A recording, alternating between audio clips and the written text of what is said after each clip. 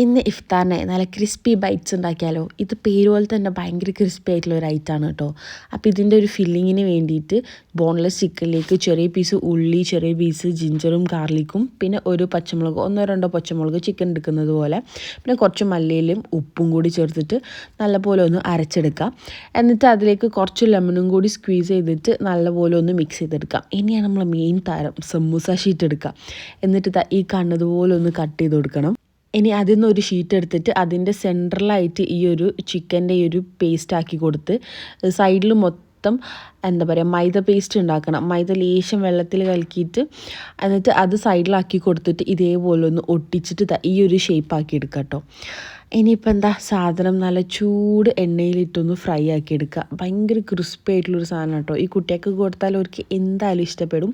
പിന്നെ ഇതിലെ ചിക്കന് കുക്കാവുമെന്ന് നോക്കണ്ട, അത്രയും നല്ല തിന്നായിട്ടല്ലേ എന്താ പറയുക ചിക്കൻ്റെ ആ ഒരു ലെയർ കൊടുക്കുന്നത്. അതുകൊണ്ട് തന്നെ ഉള്ളത്തെ ചിക്കന് നല്ലോണം കുക്കാവും. അപ്പോൾ എങ്ങനെ ട്രൈ ചെയ്ത് നോക്കല്ലേ.